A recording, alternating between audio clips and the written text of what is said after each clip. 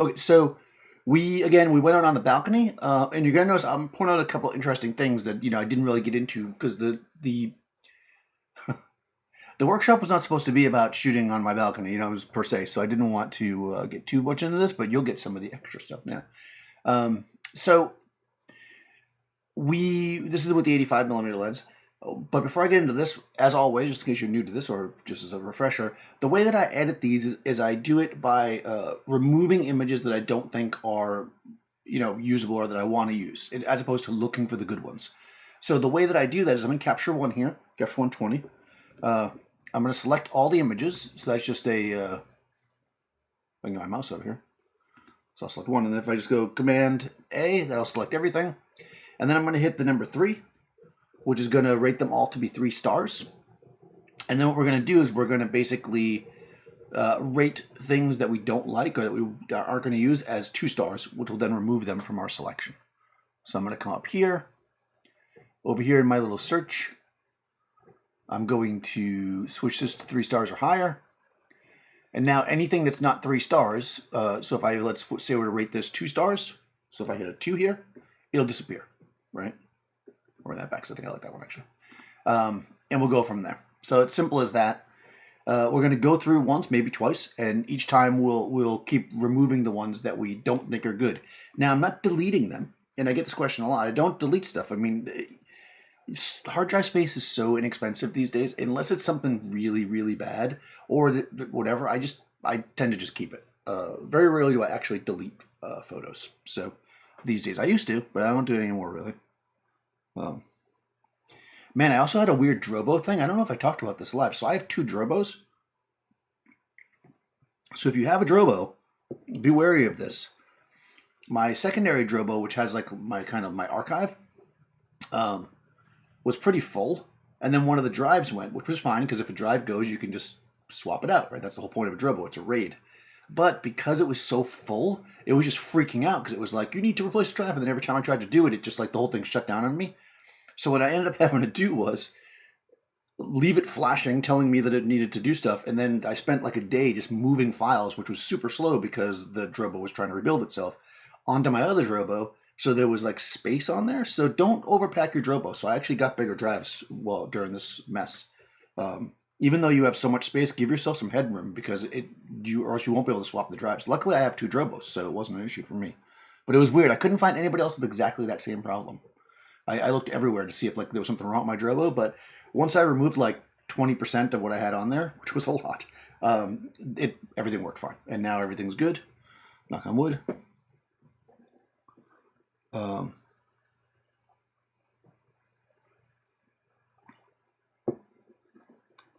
from Carolina. Hello from Germany. Oh, wow, you guys come from all over. All right, I will do my best to watch the chat, but like I said, my allergy is like, when I have allergies, my eyes get all... Thank God for autofocus. Anyways, so here's a picture of Erica.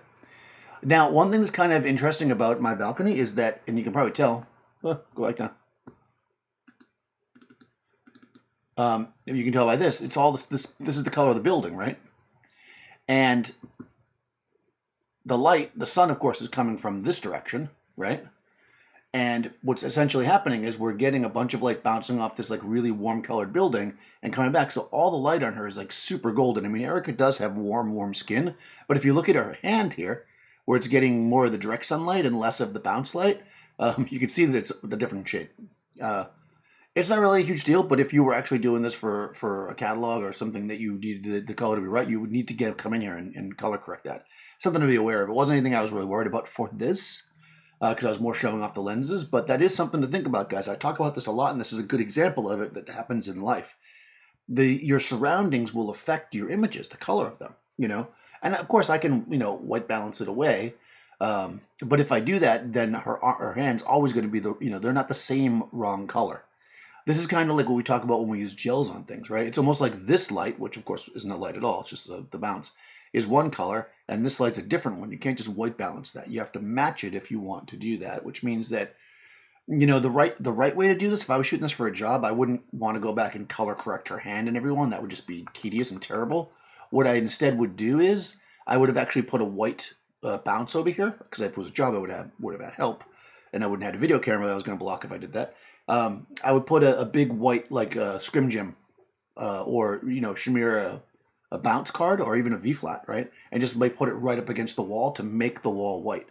When I used to do a lot of catalog stuff in Miami, we would shoot a lot in the fields, like grass and stuff for catalog. So what we used to actually do is we would carry with us just white bed sheets that we would get like at a department store, and you would lay them all down around the model outside the frame, and that stopped all that green from bouncing up into the frame. This is the same thing. So I'm not gonna do anything about it now. I don't know why my mouse keeps doing that. Yeah, she does look very nice. Right, exactly. Rebuilding it requires the free disk space, but see, the Drobo supposedly keeps overhead. Anyways, it's supposed to automatically do that, but I guess it just was so full it couldn't do it. It was it's crazy. Like I had never had that issue before. I gotta tell you, when you have like 5 years worth of files, I mean, I do have them offsite. It just would have been a nightmare to come to get them all again. When you get that much data that you think you're gonna lose, it's scary. So, luckily, I did not, and the Drobo's fine. Oh, I see. If I do this with the mouse, it goes bigger. Oh, I didn't know that. I don't know that's something new. Never did that before. Aha! Look at you. All right, I like the shot. It's fine, right? It's an 85 millimeter lens. It's a good go-to. It's sharp. This is just natural light. Again, I think she looks a little bit warm, but we're going to deal with that in a second. Actually, I'll do it right now. Now, I know, because I was there, that Erica, now I didn't do a white balance card because I wasn't really concerned with it, and I could just eyeball it and adjust it the way I want. However, if you're in this situation and you're unsure, and you happen to be in the situation I was, which Erica is wearing white boots. So, this white boot is not going to work as a source because it's in the sun. What I need is a different shot where the white boot is getting the reflected light. So probably like one of these. If I come here and you can even see the white's a little off-white. If I grab my little color correct deal and I click on her white boot, that actually corrected it pretty nicely. So what I'm going to do is I'm just going to take this file, Shift Command C, and I'm going to roll back up to the top, and I'm going to paste that setting, which is Shift Command V. That's pretty good, right? So she's still warm. You can see like I said, the hand is still cool. That's about right. I might make her a tiny bit warmer. I'm just going to grab the slider and just drag it back a little bit because I like it to feel a little warm. Mostly because I don't want her hand to look so pale. Yeah, that's pretty good. All right, so I'll leave that as my baseline. Now, normally with this stuff, I don't know why that's doing that so much. I must have done something to my mouse. Sorry about this zooming in and out constantly. One thing I'm going to do here, I see people talking, I'll jump in a second, is this is a good, beautifully contrasty shot, so it probably doesn't need much, but I'll do my normal thing, and I'll come over here to my levels, and I'll drag my light level. Now, I'm not going to drag it all the way to the histogram. That'd blow it out and look terrible, right? That's like, ugh. I just want to give it a little contrast. I'm just going to drag it over a tiny bit. And then the mids, I'm going to kind of... All right, there looks pretty good. And then I'll always just drag a little bit of the darks in, just to keep the contrast there. Yeah, that looks pretty good. It might even be a little too contrasty. No, I think it's good. Good. I'm going to hit Shift Command C to copy these settings, and then I'll come down. This is basically in the same light, so I can Shift Command V and drop the settings on, and it looks pretty good. I don't really particularly like this shot. I think it's, first of all, it's just too posy for my personal taste, and secondly, it's not like in the way that the light is on her face. It's a little bit uneven, so I'm going to say no to this one. Also, this was, I think, at f4. I don't think the lens is going to say because it was one of those full manual lenses. This is like wide open at like 1.2. I don't like that. To me, this is a much better thing. I know that when we get super fast lenses, we're like, blow out the background. But like, I'm on the roof of my building. Like, I want to show that she's in a building in the city. I could do that anywhere. Like, I could have shot that in a parking lot. So if you happen to be in a parking lot and you're trying to make it look cool, this works, right? But because I'm actually on top of a building, I want to show that. I don't like this shot for that reason. So I'll hit 2 next to that one. It disappears. All right, let's see what people are saying here. All right, let's see. 6 hours, giving them the...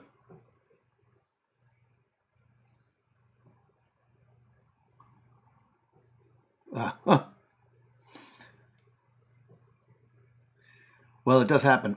Unfortunately,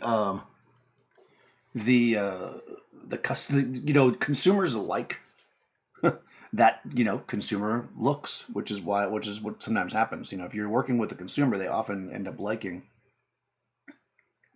what we don't.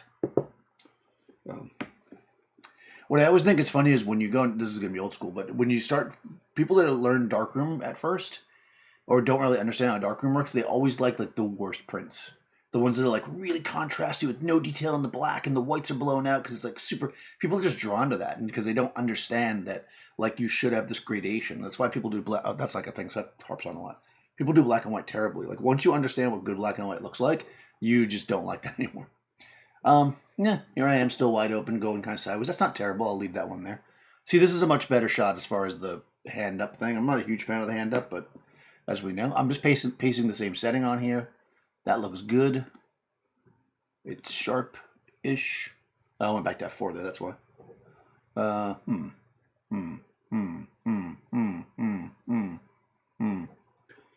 All right, so when we look at these two, you know, this first one to the left just has that, like, it's almost a little bit odd, because it's in the moment. Like she's clearly like moving or something and like is catching it. And to me, that's just much more interesting. The one to the side feels more posed, the second one. So I'm actually going to keep this one and get rid of that one. Okay. Again, I'm just dropping the same color there. I kind of like that one too, even though I'm not really a hand person. Double hand is probably not going to work for me. No. Nope, no double hands. All right. This is bad. This is my fault.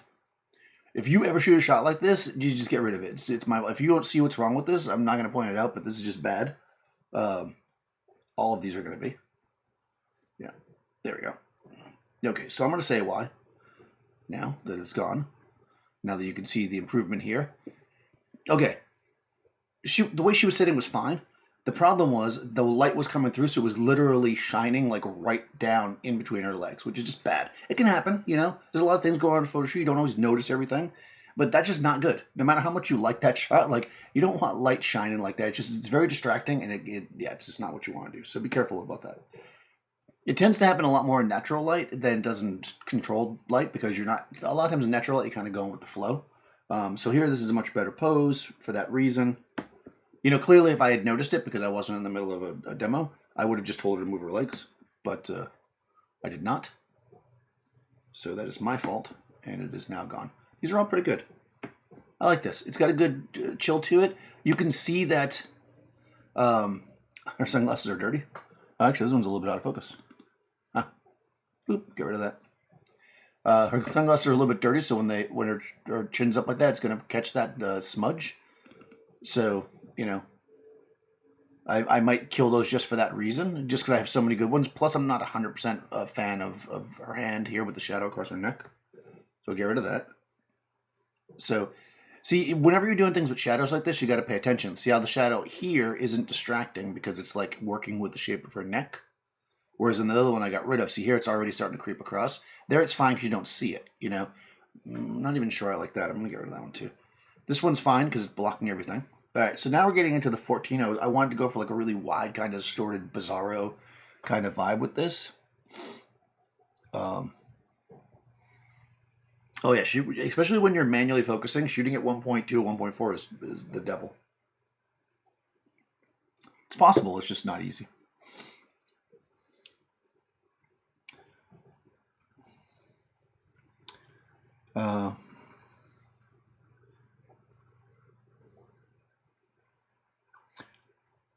Do you ever try to nudge clients towards photos you think are the best versus what they like?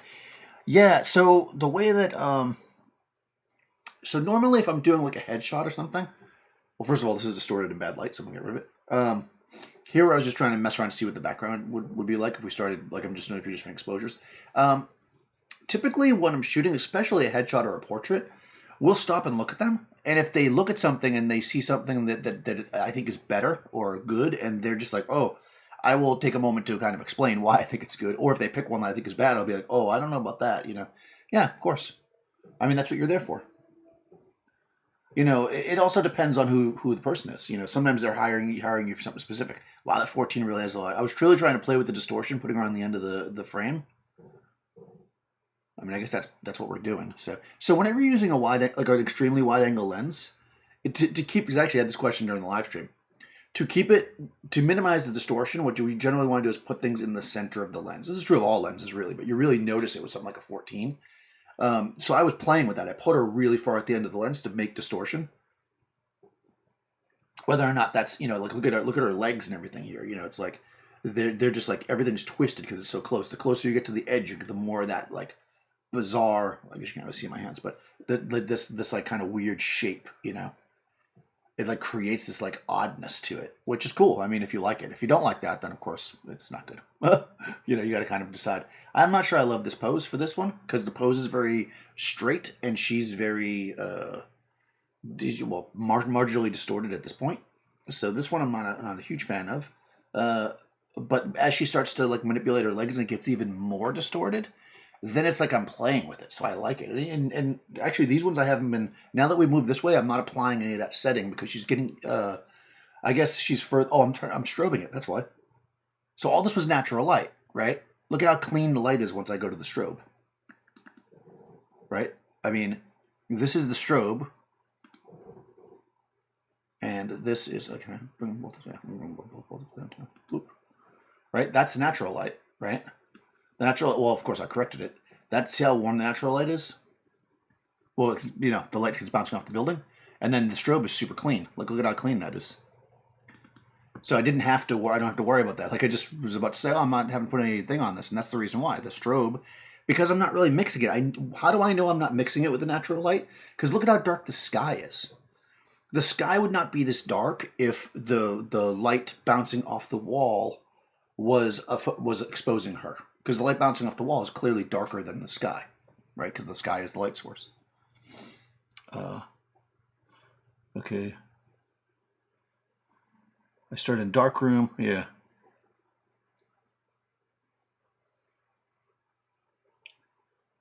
Oh, neat.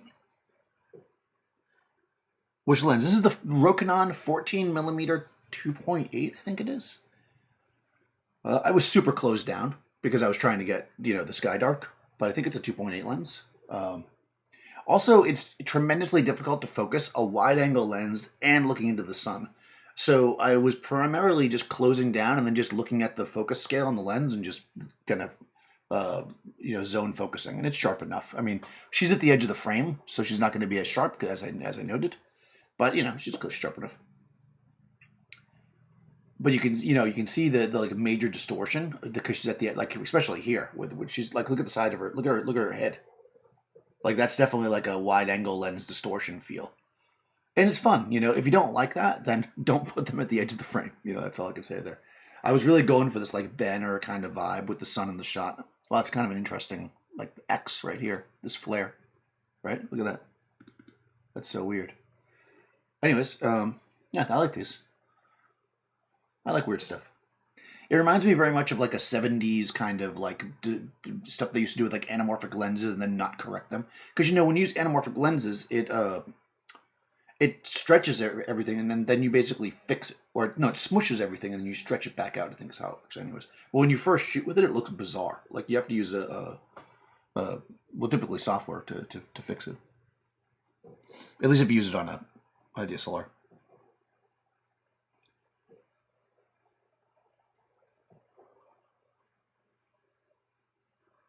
Audio drops out every 3 or 4 words.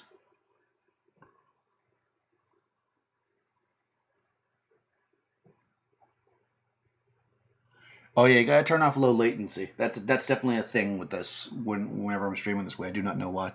If you're having an issue, turn off low latency.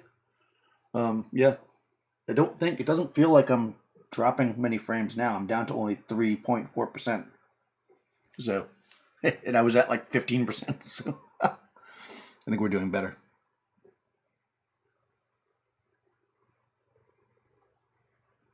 Right, Capture One doesn't recognize it because it doesn't connect at all to the. I mean, you can also fix. By the way, I mean this is the kind of thing too you could try to fix. You can get in there and there's tools to like fix this. I don't know how to do it because I wouldn't do that. I just try to shoot things straight. But you can actually fix distortion in lenses. I mean, there's like a. Actually, I think this is the way you do it here. There's like a lens profile thing in here. Let's see if I can figure out where it is. That's the ICC lens profile. Where are you? Crop.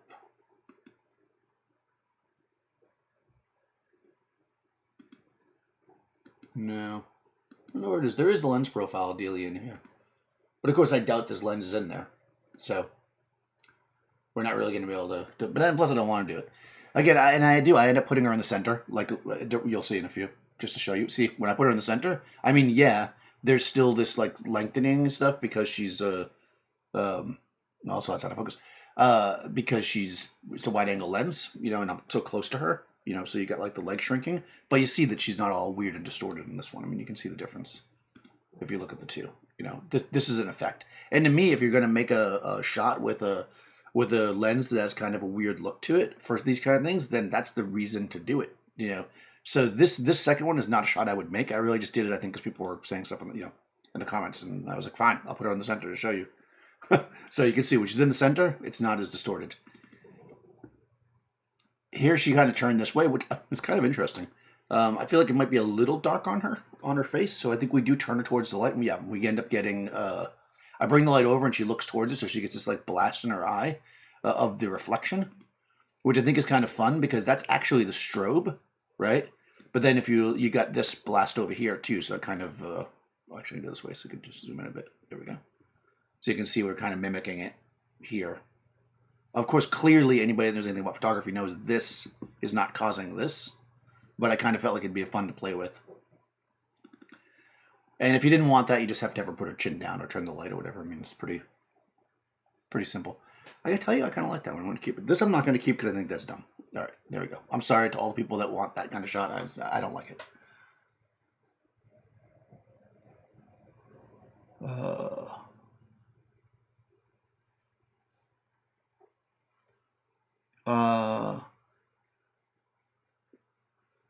Am I recommending that you buy it? I mean, I used it one time. It is fun. I'll tell you what, Canon has a 14. Now, of course, it's like a $2,000 lens. That lens is, it's rectilinear. It's corrected. So like you can actually put people at the edge and they're pretty straight as long as you don't tilt the lens. That lens is beautiful. This lens is more of a fun lens. If you're looking for like a fun lens to do stuff, it was pretty cheap. I think it's like a $300 lens. So it's not really crazy expensive. I mean, I don't own a 14mm lens. You know, it really depends on the work you do. I wouldn't recommend that you necessarily buy one unless you think you want a funky lens. Like, I certainly wouldn't use this for like nice, clean group portraits or architecture or anything like that. It's really more for me just to get that like cool spatial effect.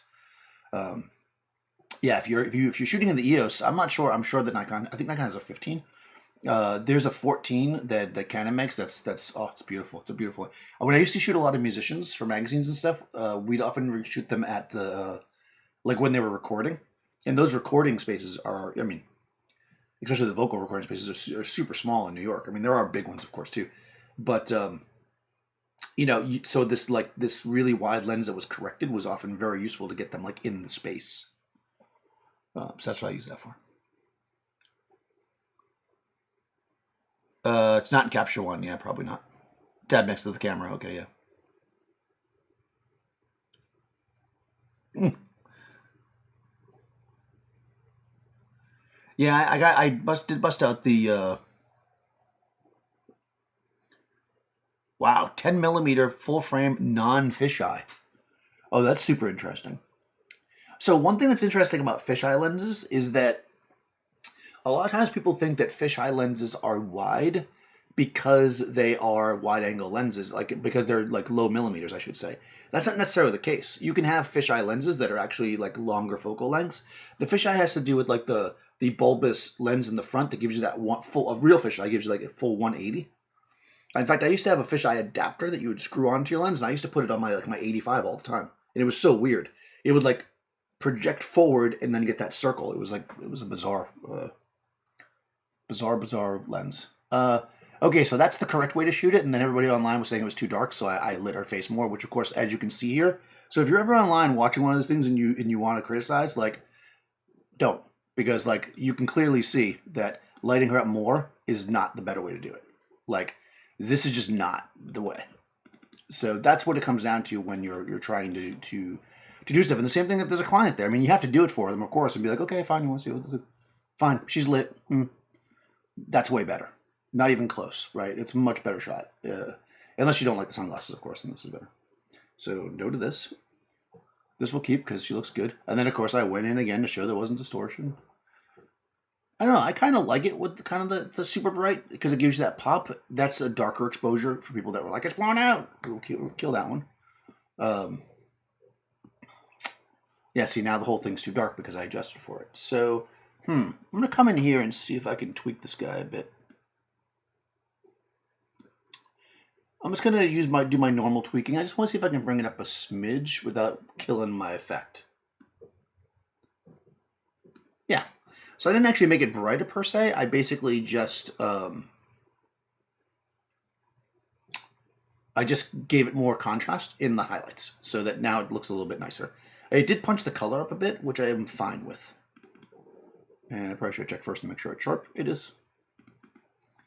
And yeah, that's not terrible. I mean, there's a lot of wasted space, but it is what it is.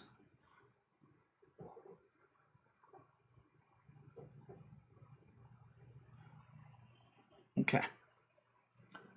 Sam Young. See, I've done. It's so cool. All these lenses out there. I mean, I guess I did always exist before, but they were usually not as common. So it's great that like there's so many of these, like, especially for special effects stuff, like super wide angles. Most people, excuse me, are not needing a super wide angle all the time. You know, it's just something that they don't really need. Oh, that's interesting. I pasted the old white balance settings on this one, and it got a little purple. Kind of like that. You know, they just don't need it. It's not something that's really something they need in your bag all the time. But maybe you like it, you know? So you like the super wide angle, you can buy that like $200-300 wide angle lens, or even $100, who knows, and have that cool effect. Yeah. Yeah, that's pretty neat. That one I like. So I'm somewhere in the middle there. I'm going to come in and just do a quick little... I'm going to grab my mids. I just want to see if I give it a little bit more mid. Yeah. I'm just giving it a tiny more. Now, of course, that's affecting the background too. I'm going to bring a little more mid. I mean, I'm already losing all this detail in the dark, so I don't care about that. So I don't mind dragging my shadows over a bit to get my blues back. Yeah, there we go. You know, and again, this is like, it's got some angle on her face. It's got a dark mood because it's dark out. You know, why should she be lit super evenly and perfectly when you've got the sun clearly in the shot as an instigator for the light? It's not lighting her, of course. We know that. We as photographers know. A hair light, which she does not. You know, it's basically just having a light in the background of the shot. All right, so here we're kind of playing around with the light bouncing off the building, trying to make it look like that. It looks terrible. Once again, request from the peanut gallery. All right, this is now me fixing it, of course, with the flash. And it goes, now I'm bouncing the flash off the wall, so we have this warmth going on again. So I'm going to drop that white balance back in that I used before, which looks pretty good. Yeah, I mean, the other thing you could do too in this situation is I might go, I'm not going to do this. I'll probably immediately undo it, but you could go off her eyeball as well. Yeah, but that's what's going to happen there. Most people's eyes have some red in them, so you're always going to lend a little green when you do that. And of course, you know, it just didn't, it's way too greeny, bluey, weird. You know, and that light itself is interesting if it was like a real true night shot, but since we can see the sun in the shot, I'm not digging it. So I'm going to take that away. We'll leave it where it was. I think that's actually pretty darn good. I'm going to grab my mids again and just see. You know, you can make it brighter. Ooh, it's brighter. But yeah, don't do that. There we go. That's good. It's organic looking. We have shadows, you know. I mean, again, if you're a photographer, you would probably understand that like some of this light is not real because you can see this hard shadow line here, which is clearly a light that's coming from here, which you can see reflecting in our eyes. Actually, you can see it. You've got two catch lights. One is my light. I think that's a magnum reflector. And the other one here is the sun. There's a sun over here. But it's creating a nice kind of dark mood vibe on the porch, chilling out in New York City, which is kind of what we do. You know, we hang out on the porch. Very nice looking. Thank you. Hold on. Okay. I think I'm caught up. I recommend. Okay, no, I guess that's it. Same one now is 10 millimeter. Okay, I don't know if I'm like out. Am I still there, guys? I feel like nothing's moving. Okay. Yeah, I'm not dropping the frames. Yeah, I'm good. Okay. Whew. I can't always tell. Okay, so down to the next. Similar setup. I just backed up a bit, which I think is nicer for this to give you a little more perspective. So I'll keep the same settings. Drop it down. Oh, see now, look. It's a slightly different exposure. And now that's too bright. So I'm not going to use that setting. We go back. What I'm going to do, I do want the white balance though. So I'm going to come up here and I'm going to go click these two together. And I'm going to go up here and go copy and apply adjustments. And that's going to bring up this little list. And I don't want to do levels and curves. I just want to do color. So I'll say apply. Okay, good. Now we've just applied the color to this because that's all I really wanted. And I will now copy these settings for the future ones. Yeah, these are each going to require, I think, a little bit of their own individual tweak. So again, I'm just coming over here doing the same thing. I'm just dragging these two to the left and this one to the right.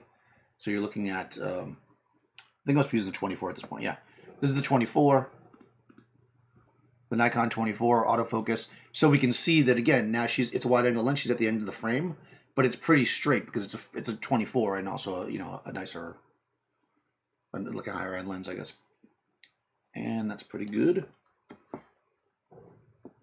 Okay, here I was trying to get the little like sun highlight behind her. And again, it's not realistic, right? Because we know, right? Again, if the sun is here, how is she lit over here? But because I'm still gonna try to make it feel right. So I'm using a hard light source. This was either the Magnum or the Beauty Dish. I can't remember. I think it's the Magnum. And I think I was bouncing it off the window, right? To create this like specular catch that feels correct. Even though, like I say, it would never look like that.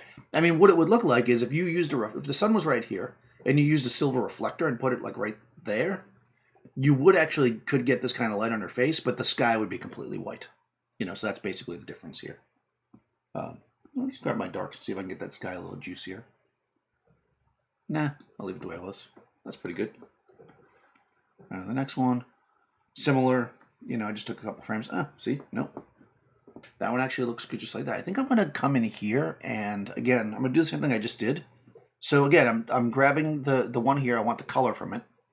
So I'm just going to go here, select them both, and I'm going to say copy and apply adjustments. And I'm just going to check off color. Boom. Okay.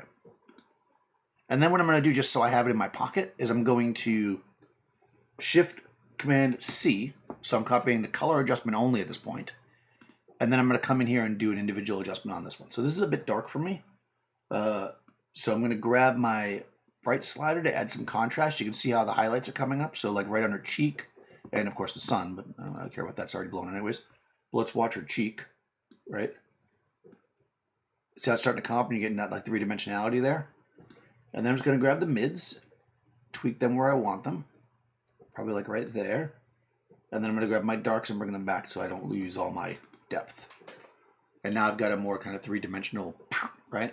And I'm using that, like the fact that it was warm, so she's got some perspiration. She has makeup on. Of course, makeup is going to reflect light almost always. So I'm using that quality of the makeup and of the skin to create three-dimensionality through reflected light, because your highlights are basically a reflection of your light source. Okay, that looks good. Come down to the next one. Again, I'll apply the color, and I'm going to have to come in here and do another tweak, because again, I didn't want to carry that tweak over because, all right, we moved her slightly to get a little bit more of that reflection, or a little more of the light in her eye, I guess. And there we go. Similar.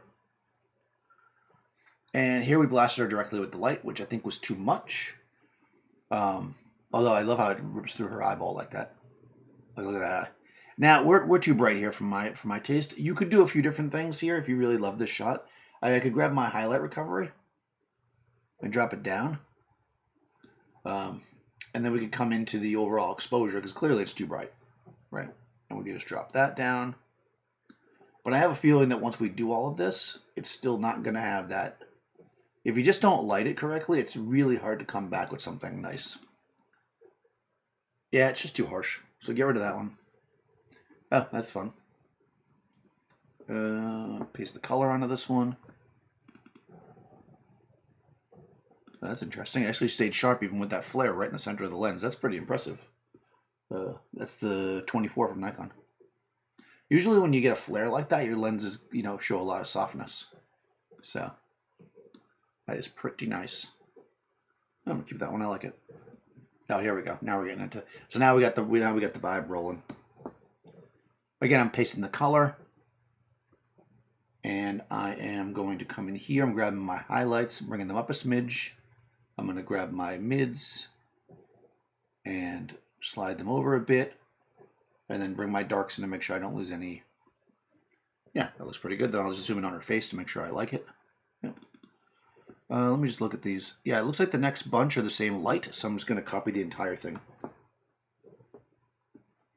Yeah, there we go. Oh, that's got a cool, like, purpley flare up here. All right. I don't know what's going on here. I think I was in TTL and it was like, what happened? So it's underexposed. I'm just going to kill that one because I think I have enough. Oh, there we go. There's a nice expression. There's a nice light. And it's sharp. It's my bane that whenever I find one I really like, it's always out of focus. I have the king of out of focus shots.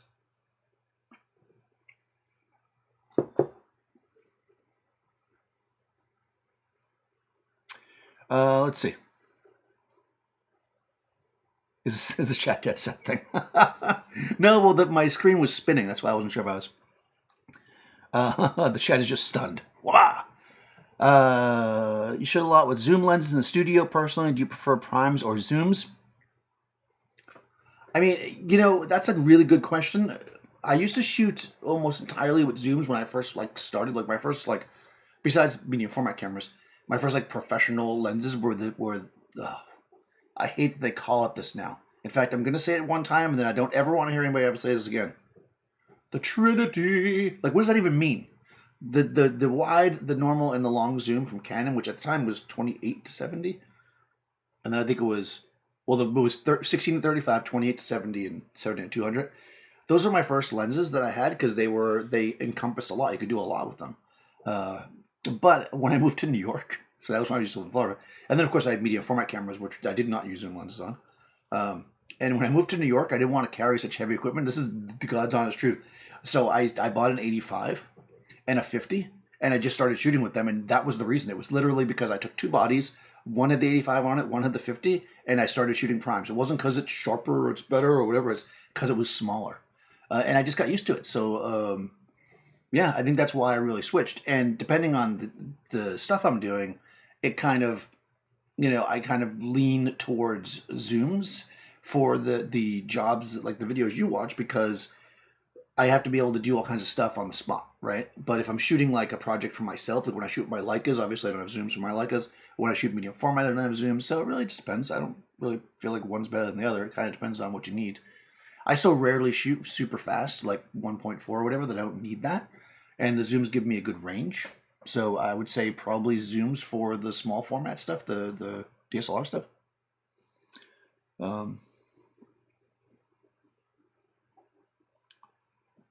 Let's see. The result, having seen the shoot, the result is really... Oh, thank you. Yeah, I think it's really hard when you're watching it. This is why actually watching photo shoots is tough, This was one when we had a long talk after, where I really just kind of shot and I didn't spend a lot of time kind of going into stuff because the light was changing.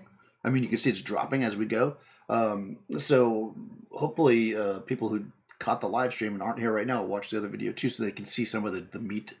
Because it really is hard to see when you're watching it live, what's exactly going on. But, this is what you're aiming for, you're finding that exact light, you're working through it, you're getting everything balanced out. This is the end result of the beginning stuff, that wasn't necessarily as good, right? Like, I don't know, like this, right? Like, this is fine, right? I shot that picture in college a few times, right? But this is much more refined and works. The expression's better, everything's good. So choosing that lens, right, at that moment with that light really made the difference, versus, let's say, the 14, which was fine for the fun stuff, but it didn't have that same power that this does to me, anyways. Okay. Also, choosing your model is really important. You know, Erica really takes to hard light nicely, so I knew that with her we could get away with this.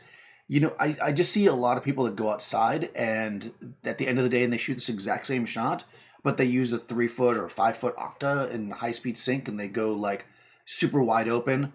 And what you would get then is just a soft picture of somebody with a blue sky in the background is like out of focus.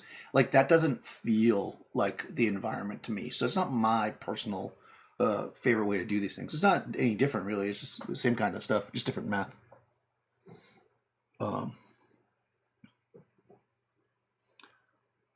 Yeah. Two-tail into the sun. Yeah, exactly. Well, it's not so much that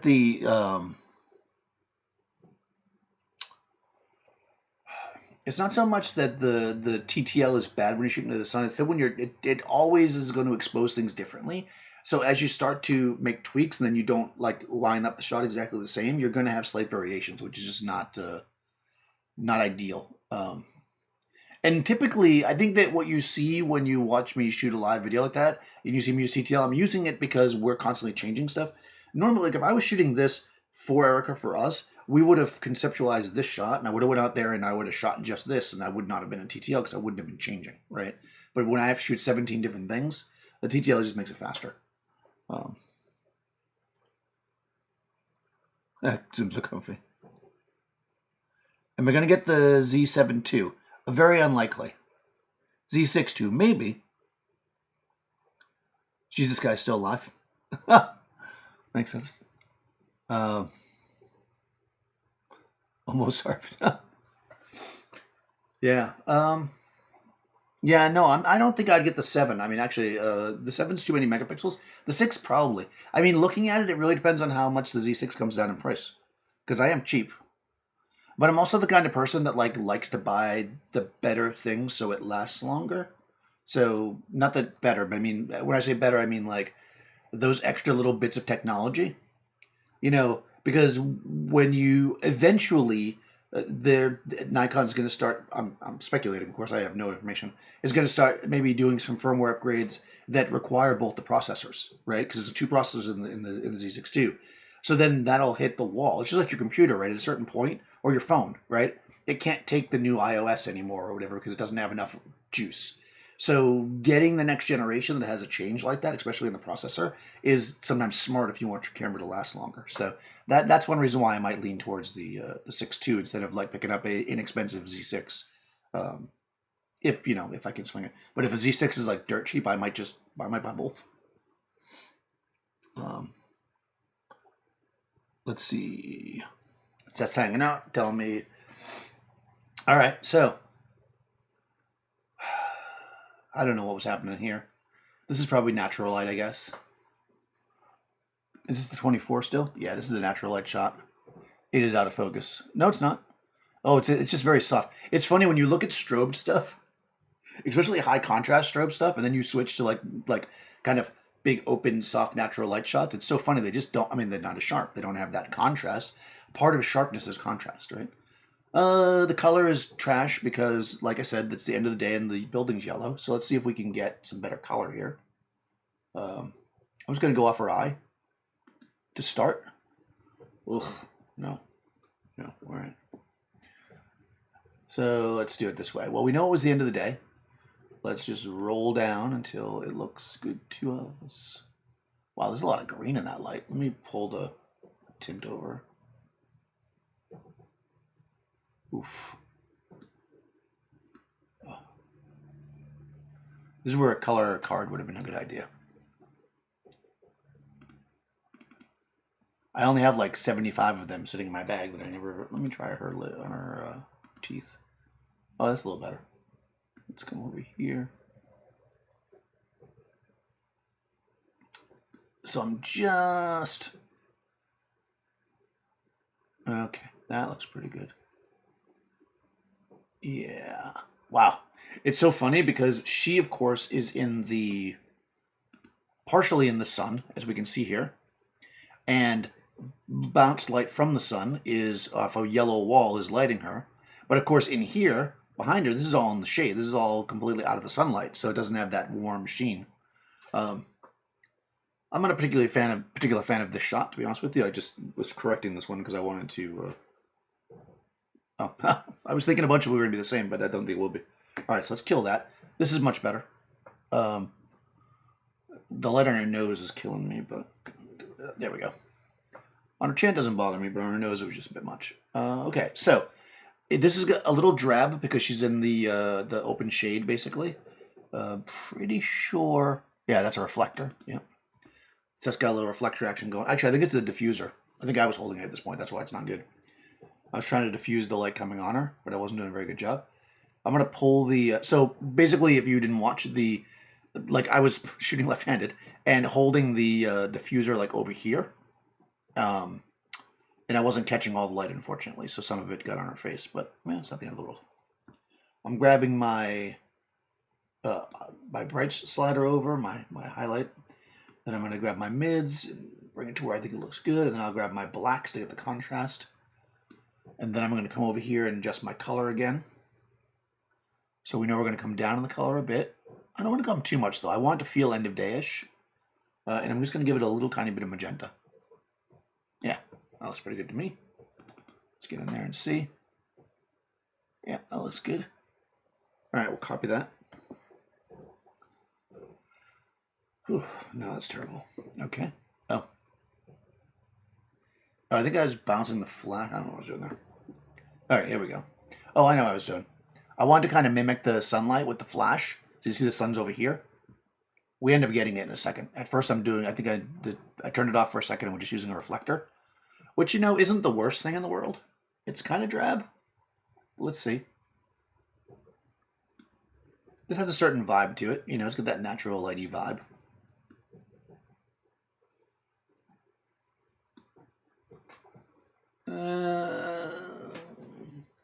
No.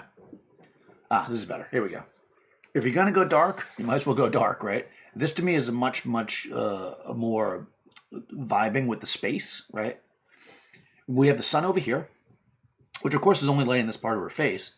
But then what I've done over here is I've actually got the light with the magnum reflector blasting in to actually give her that full cut of light, even though, in fact, this side of her face would be dark if we did not have the flash. I think we were also adding we were trying to add some reflector, but it was really hard to get it where we wanted it. So it's kind of just sitting in this dark mode, which I actually like. I'm going to grab my lights, though, as usual, and bring it over. Again, I just want to add a little contrast. And come back here. You see, you probably notice if you've watched enough of this, I do a lot of the same thing. And the reason why is because if you shoot things with a consistent vibe, you should pretty much always do more or less the same things to it. You know, because this is how I shoot, so I know how to tweak it. Some individual shots will need some additional tweaking. I actually think this has a nice kind of mellow feel to it, so I'm just something I don't normally do. I'm just going to grab the saturation, just drop it a smidge up into her face. I just want to drop that satch. I'll do it too much first, you know, to see how bad it'll be. Yeah, it's way too much. That's like an Instagram filter. And of course, adding satch is bad. I'm just going to bring it down a smidge. Like, we'll do like 10. Yeah, just to flatten it. Because when you are in shady flat light, your contrast goes down both in color and in your highlights and stuff. So just emphasizing that with the color grade is, you know, what I like to do here. Let's see if I can get it a little bit warmer too, just to match the other stuff that we were doing. Even though it shouldn't really be warm, because she's in the shade. But just a little bit. Yeah, that's pretty good. Yeah, looks good. This thing. I have a light shining in my face. I just need to look at it. Yeah, I like it. That's my 90s vibe. I got this. I'll put this in my portfolio back from 1990. All right, we'll copy that. All right, so here we're messing with the reflector, I think, unsuccessfully. Let's kill that one. Doop. Nope, that's not the right button. Doop. There we go. That's a better. Huh. Well, clearly, with the beauty dish in the shot, it's a little bit better.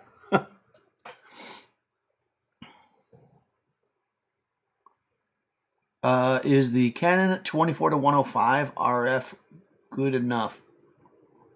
for good quality portraits. I don't see why not. I don't think RF, is that something new? Or is that was it always called RF? Canon's 24 to 105 is like their kit lens. It's like, it's not a bad, it's the pro kit lens. It's the one that a lot of wedding photographers use for a long time. So I don't see why it would be, wouldn't be good for portraits. So yeah, I think so. But I would try it first. Like anything else, you need to try it, because what's good, right? What makes you think it's good versus what makes me think it's good could be two different things. So, but I would say try it. I don't see why not.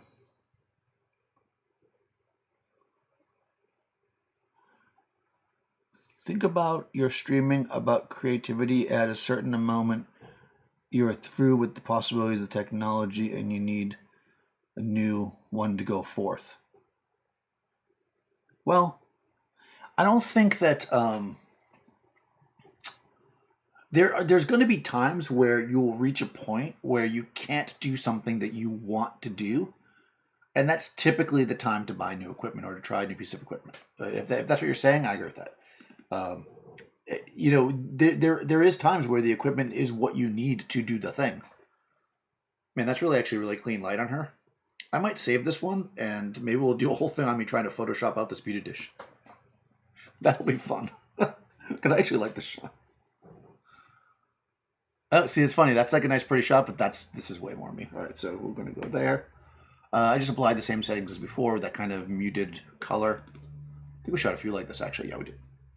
Boop. She's like, I just got my nails done. And I made my hair. This I'm not digging because there's a reflector in it, number one. But also the light stands in it. There's just too much going on here. So we're going to say no to saving that one. That's got that kind of underneath light we didn't like. That's no good. That's a picture of somebody, probably either me or Seth. Probably, I don't know who was wearing jeans that day. I can't identify my own legs. No. Okay, this is better. It's got kind of an interesting... Yeah, there we go. Okay, this one's better. I'm going to put the same settings. Oh, there we go. I just boosted my contrast a bit. I've got this flare going on here from the light, which is actually softening this greatly, which I'm kind of digging. Yeah, I like that. It's so interesting, the difference between like hitting somebody like hard with the light and letting it go natural. This is a very kind of... It's not natural light, of course, because remember the sun's over here. Pretty much everything that's lighting her is bounced off a reflector coming from a light over here. But it has that kind of feel of natural light, because it's got like a smoothness to it. So it's kind of cool. This very obviously looks lit, which isn't necessarily good or bad. I feel like, though, because of the drama of this, I'm really noticing that there's a lot of depth of field, which is kind of turning me off a little bit. I probably should have opened up. Yeah, it doesn't bother me with the other ones, but that did. Nope, that's no good. Oh, interesting. Oh, just turned towards the light, which was too bright, of course. Then we're tweaking it, plus it's in the shot. There we go. Yeah, now this has got that really clean, like somebody lit it shot vibe going on. And we did light it, in fact. It's not terrible. We'll keep it for her. Ooh, I think at the time I was like, oh, this is terrible. But actually, that's not as bad as I thought at the time. It's like when you come from this like really naturalistic stuff and then you shoot that, you're just kind of like, eh. But it does have a certain vibe to it. I mean, this type of light could work if it was a certain scene. You know, not in this picture, but, you know, this kind of strobe, very direct flash outside could have that end of day. Could have that kind of, you know, we're hanging out here having drinks on New Year's Eve kind of vibe. You know, just it was a little overexposed, so come down like that. You know. There's something going on there, but not for me. No. Oh, interesting. Okay. Oh, hold on. Oh, I switched back to the 85. Oh, that's right. I was just getting a feel for the vibe here. This is the 85. I believe, just natural light. I think we used a reflector. Here, just to kind of set ourselves up. Pretty much wide open. The ISO is 1/125. I'm shooting at 200th of a second. It's kind of dark. And not in a way that I necessarily would be able to would want to help, because if I, you know, it's partially that it's dark and partially that it's flat. So even if I was to bring the exposure up, I guess is what I was trying to show you, that doesn't really make it better. It just makes it flat and not dark, you know. So that's no good. And then we hit it with the flash, bam, it's too much. right? And then we start to blend it. And then this is more of like a stylized, finished shot. We got the 85. I believe I'm sitting right underneath the flash. It's like right at the edge, and I'm sitting there. And then we may or may not have had the reflector. I know there was a reflector at one point. I don't know what happened there. Okay, I guess I was balancing it out. Yeah, I was showing the difference back and forth. This is natural light again. Again, I think it's just too. Even if I was to bring it up, it's just flat. Like nobody likes that. Well, that's not true. Somebody likes that, not me. No. All right, so now we're getting this like really clean. This is like a mix, right? We got the reflector. Well, you can actually see the sky there behind the lighting here. So this is okay. I mean, if you like that wide open sitting outside with a long lens look, long 85. You know that I'm used to using wide lenses when an 85 is long to me. I'm not loving Erica with a longer lens, to be honest with you. I kind of like her with a shorter lens. All right, and then we've got now. This is a more lit, stylized shot here. This is with the flash, right? Probably still the 85. Dialed in, strobe. Same thing, but with a reflector. And also I opened up the lens, which it's also out of focus. I was like, what else is going on there? Yeah, there's just way too much light going on here.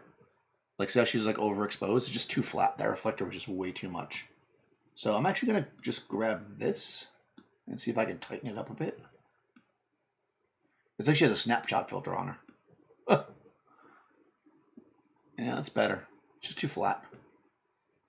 I don't know. I have this thing, like, once I start shooting like that, it's like it's hard for me to go here. This is better than it was, though. We're saying this is like a very LinkedIn shot, right? This Seth's crotch. There's Erica laughing at Seth's crotch. I don't mean that in the way that sounded. Okay. Come back up. I think we're balancing this out here. Pulling back. Wow, these are very LinkedIn. Oh, I remember shooting this now. And there's like a thing coming out the top of her head. It's not terrible, though. See right here? And you wonder why I chop off the top of people's heads, right? If I just scroll up a bit here. And then you don't have to worry about that. You never had that problem if you crop. I just shoot another one after, though. I think. Maybe I didn't. Oh, yeah, no, I did. Yeah. So I came in. There you go, right? Then we don't have that problem anymore. Oh, that looks soft, actually. Yeah, it is, man. Shooting wide open with an 85. There we go. 85 1.4 or 1.8 or whatever it was. In low light is not easy. Yeah, now it's coming together. And that's just bad. Yeah, I think we just came. Oh, wow. Oh, neat. Okay, interesting.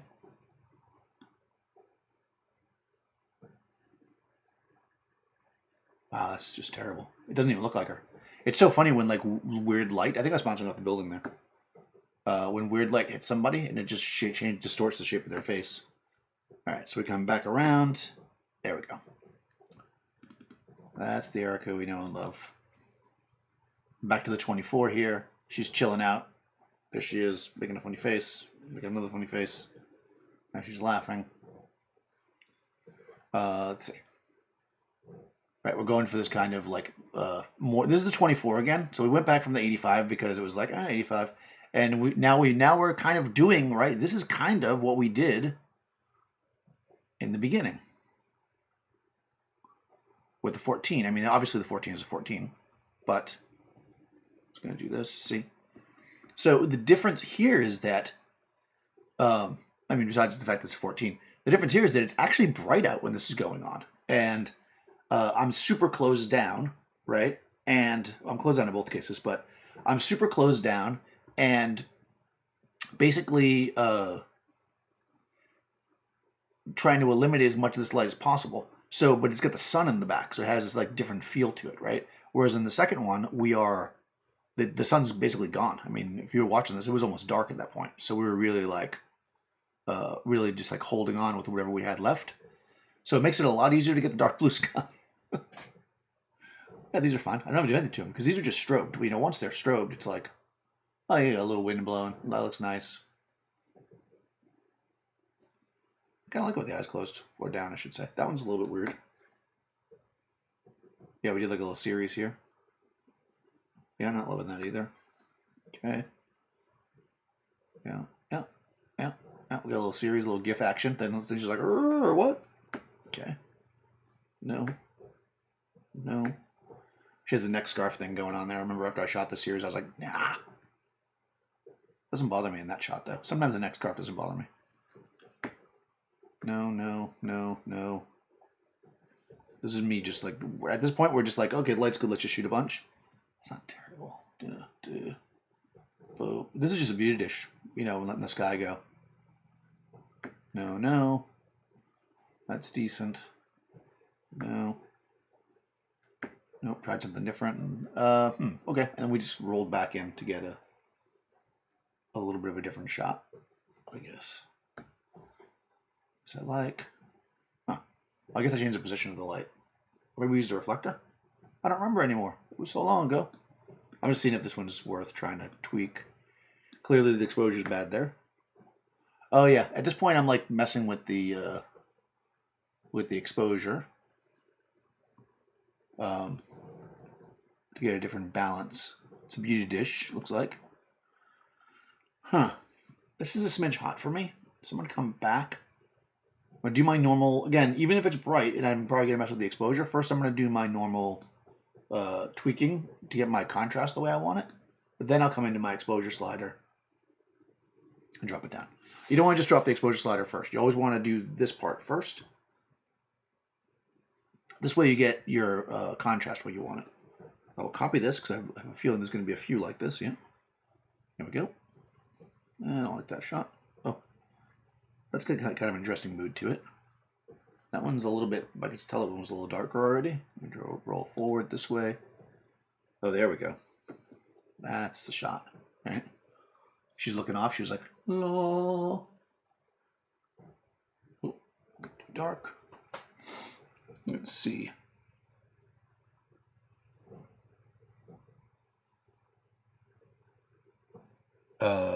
Oh, that's weird. RF is the mirrorless system. Oh, I haven't tried it. So I do not know. I have not touched a single Canon mirrorless camera, to be honest with you. They haven't offered me one to try, and I didn't buy one. So. Oh yeah, 135 is a beautiful, beautiful lens too. There's so many great lenses.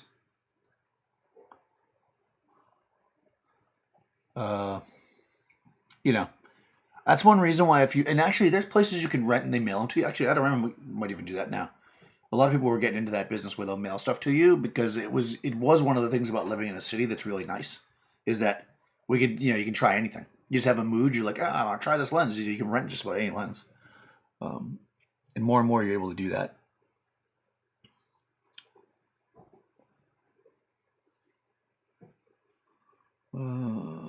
That one's better. We can see the city. Yeah, I agree with that.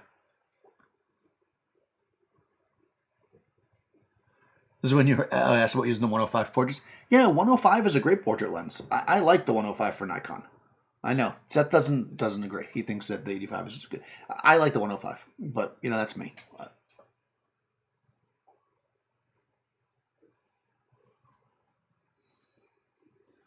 Yeah. I mean, you've got Vanessa has what, the 135 or the 24 to 105. I don't know. Vanessa doesn't share her lenses with me. She's very selfish. No, I actually haven't physically seen Vanessa in person in months. Most of us are kind of spread out, unfortunately. You know, with everything that's going on in the world. All right, so again, I'm just getting my contrast right. These are a little bit darker. I think I was going for a bit of a darker mood here. There we go.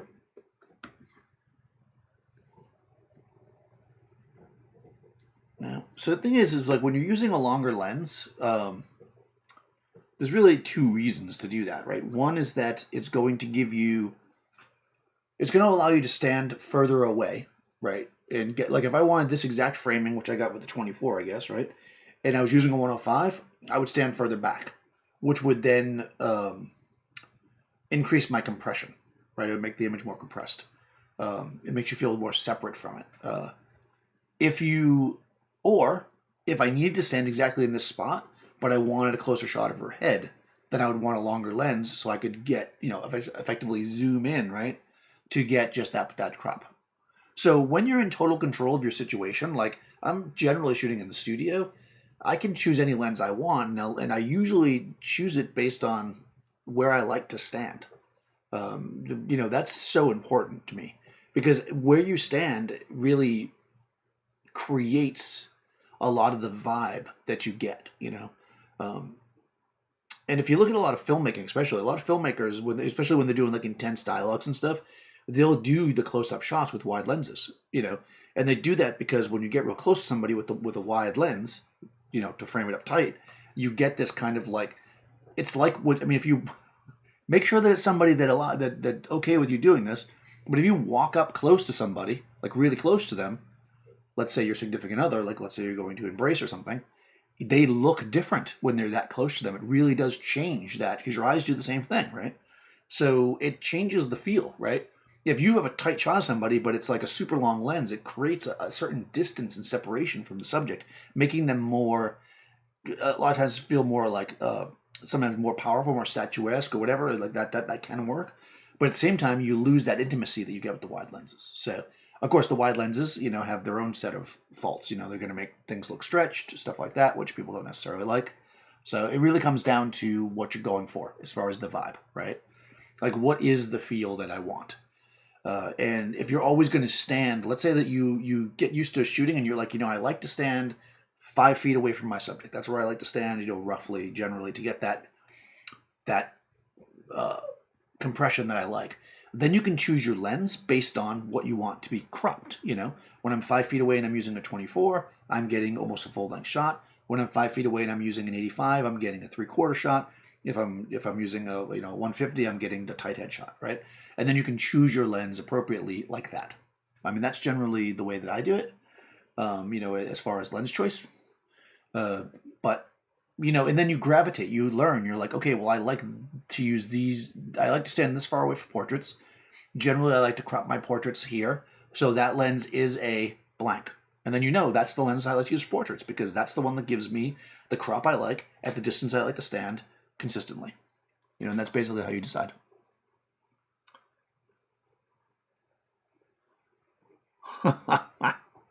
Yeah. I don't think even those Speedotrons would have got the background light. Canon Sigma 105 2.8. No, I've never used that. I see. Yeah, I don't know. There's so many lenses. Yeah, there's a Nikon 105 micro that's really good. I like the 1.4. It's a 105 1.4. It's really nice. I don't shoot at 1.4, but they designed that lens as a Nikon. They designed that lens around portraiture, like so that they chose glass and contrast ratios and stuff to make it a good portrait lens, right? Macro lenses tend to be very, very sharp. They're designed to be contrasty and sharp because that's what you need for macro. So for me, I don't like them as much for portraits. That's just my personal taste. Again, you decide based on what you like. All right, guys, I think we got this. There's 66 pictures here. So I'm not going to do it live because last time I did it crushed the stream if I do it this way. But we have all our images, right? We have some variety. So let's take a look. We got, let's say we got this one. There she is touching her face, which, I don't usually like, but there she is touching her face from a distance. Then we got that classic, that's the Britney Spears pose, right? Like this, right? We got that. We got some kind of chill shots like this. We got closer ones that have some mood. This is a set thing, by the way, I'm stealing from. And then we got this, right? And then we go here, and this is like the face lit up. Then we get that like dark stuff. Here's the hair light. Then we got a clean shot. Then she's got her LinkedIn pictures. She's like, I want to be in LinkedIn. And then we have some stuff with a cool vibe. And then we start working the background a little bit again, and we get, I can't show you anymore. That's a minute. And then we got a lot of shots, right? This is what we got in the hour or whatever that I was streaming with various lenses, and we've edited it down to 66 pictures. But in any case, I'm going to grab everything. Again, I'm going to go over to my exporty wheel thingy over here. And I've got this, I've talked about this before. I have a thing called Models Dropbox. And what that does is it makes a an image that's 2,000 pixels on the long end, it puts it into my Dropbox with the model's name on it, so I can just send her a link. So once I hit process, it'll just process out all those images to the model, and then I can send her a text or an email in the next hour or so. But that's basically it. I mean, that's how we do it. It's easy, easy, easy. Yes.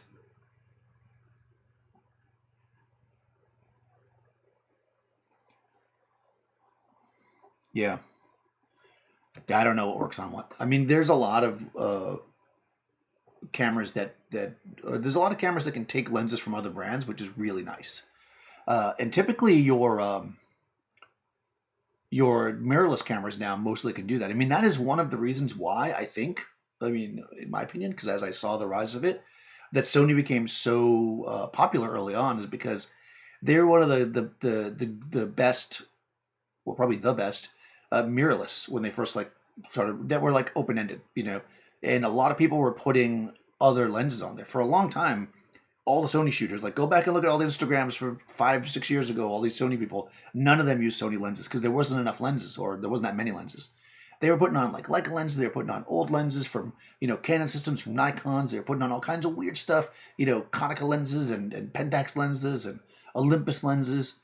And it really was like an open end thing, and I think it was super innovative. People were like, "Oh man, we're gonna put all these like weird cine lenses on them," and because they got that like mirrorless thing first, or down best first, they really did that. But I think with most of them you can do that. I mean, I'm sure that there are adapters out there to put all kinds of lenses on your RF Canons and your Z Nikons and all your other cameras as well.